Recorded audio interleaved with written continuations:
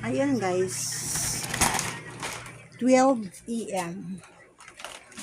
12 AM na. Ayan. Ano na, tawag dito. May 8 na. Ayan, maghuhugas muna ako ng mga plato. Dami hugasin mga ito. Ayan, dami tayong hugasin. Tapos, pagkatapos nun, gagawa tayo ng yelo. Ayan. Kasi may bumibili dito ng yelo pagka sa umaga. Ito, pwede na to bukas. Meron naman tayong pang backup. Ayan, wala nang laman yung ano namin.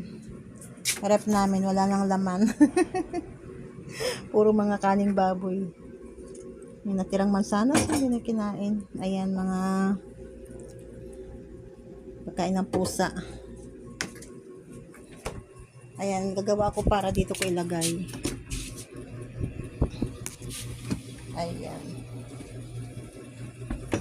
May pambenta tayo para bukas. Ayan, lalagyan ko yan. Ayan. Magawa pa tayo ng yelo. Aray ko, sikip. Ayan, natira nating longgadog tsaka breakfast longganisa. Hinakot na ng asawa ko yung iba kasi mamaya pupunta siya ng palengkis. Maga na. Mga ham. Ayan. Gagawa muna ng yelo. Ayan. Ayan, alam nyo, sobrang init dito. Sobrang init dito sa Pilipinas.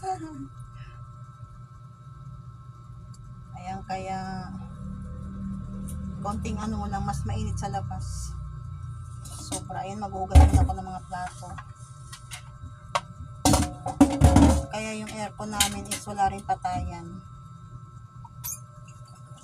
Sa palengke, ang ano namin, ang aming kuryente is nasa 9K. Tumaas na lalo yung ano namin.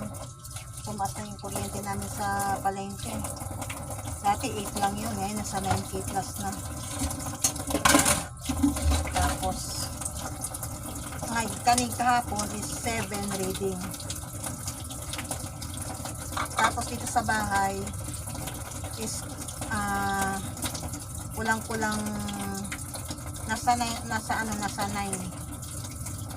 yung kuryente namin dito. 9 din. Pero mababa pa yan kaysa dati yung dati umabot talaga ng 10 eh. Mababa pa yung ganyan. Kaya lang sa ngayon, yung aircon namin walang patayan. So, init. Siyempre, pagka nandiyan yung mga anak ko, asawa ko, pagka hindi naman pwede patay yung aircon. Kaya ang dami hugasin. Kaya ako hindi ako mahilig magbili ng mga ng mga plato, mga baso. Hindi ako mahilig bumili ng ganun. Mas mahilig pa akong bumili ng mga lutuan, ganyan, ng mga kasi syempre nasa mga napapanood ko lang, mga nasa online lang. Pagka yung gagala ako, bibili ako ng mga ganun-ganon. Hindi ako bibili. Mabigat pa nadalhin yan. Tapos, kaya nadadala ako kasi nga, yung mga pusa, binabasag lang nila yung mga binibili kong baso, ganyan, mga plato. Binabasag nila, nababasag. Kaya meron akong lagay ng plato. Nung nakaraan, binili ko yun. Pinalitan ko na yung lagayin ko ng plato, kaya nga lang, wala din laman.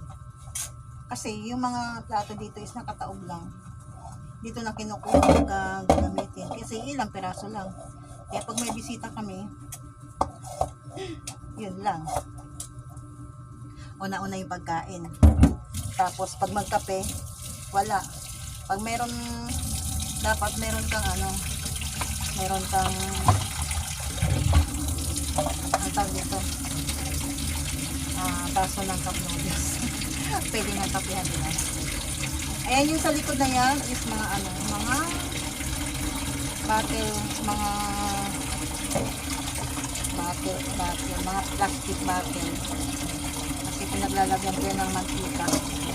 Mas madami pa dun sa labas. Mas madami na ngayon kasi sabi ko tumumal ba yung mantika o di kaya kasi mas madami na yung kasi paano minsan may nagbebenta sa amin na bumibili ako ng mga plastic. Ayan, alas 12 na. Minsan naman talaga alauna ako natutulog. Ayun, ngayon lang kasi di ba nga kagabi sumakit yung tiyan ko kaya ng umaga hindi ako nakapuntang palengke kaya ng hapon kasi hindi ko kaya sobrang init tapos parang iba yung pakiramdam ko parang akong bloated na sinasabi. Ayan, kaya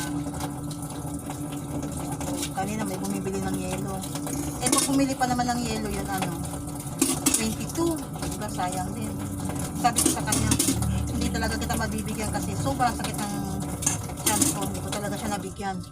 Maya nga naupo nga ako, maya nagsuka ako. Wala talaga pakiramdam ko. Kaya uling bumalik siya kasi nga pag dumating yung kapatid ko pwede na siyang bumili. Syempre malamig tapos hindi ko talaga siya kayang bigyan. Ayan, gagawa ko ng siguro mga kasi 12 yung layer ng 12. Gagawa ko mga 2 layer lang, sayang din kasi maandar yung walang laman.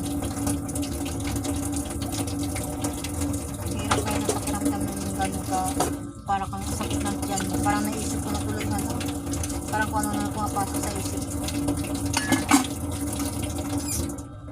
Tapos kung hindi ko na talaga kaya tinawag ko na yung anak ko. Ito mga hugasan na ito. Ito lang plato namin. Tingnan mo. Walang naghuhugas. Kaya ba't ka ba pibili ng mga plato? Kaya mo sila dyan. Pagka kakain, saka maghuhugas. Kaya na kumain yung anak ko. Naghugas ako ng isang lagay ng ulam. Doon na lang din siya kumain. Hindi na siya naghugas ng plato. Yung mga tamad eh.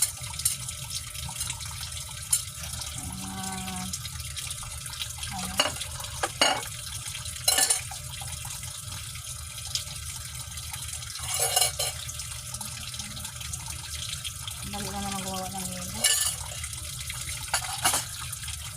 Konting pahinga. Habang nagpapahinga, magkakape muna tayo, di ba? Bumili na ako ng kape kasi kanina ubusan ako ng kape. Yung kape ko kasi yung Nescafe Gold. Kasi more meron yun. Pag sa Mercury is sachet. Ayan, hindi ko nakikita kung ilang na yun. Baka sobrang hahaba na. At malabo na ang ating mata. Malabo ng mata. Magwawalis pa ako, maglilinis pa ako sa loob. Ayan, 6 pa lang. Kasi sa gabal yung salamin. Sana, iirita na rin ako.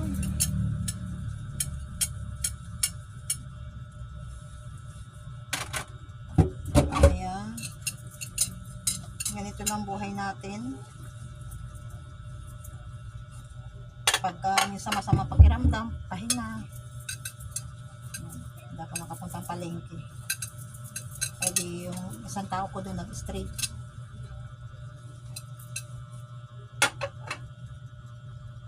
Ay nako, Diyos mio, Marimar. Dami-dami ko lang mai-share sa inyo sana. Kaya lang kasi sobrang busy. Sobra akong busy. Tsaka ang hirap sa palengke pagka mainit. Tapos yung maingay ba pagka kaya mahirap mag-video doon. Tsaka yung kalahati ng buhay ko is nasa palengke na.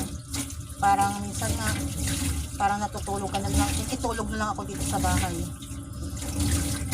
Parang nakikitulog na lang kasi kapag natulog ganyan. Pagka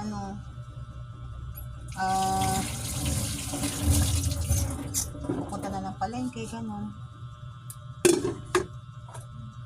Teka, ilipat ko muna ito. Wait lang. Ayan. Ilipat yung mga kutsara. Ay, mga kutsara doon sa loob. Yun lang naman, mga kutsara. Matagal na yung mga plato ko na yun. Yung mga iba nga lang talaga inaano ng pusa, mga baso, mabilis. Inaano ng mga pusa, yung mga baso, binabasa, nahulog.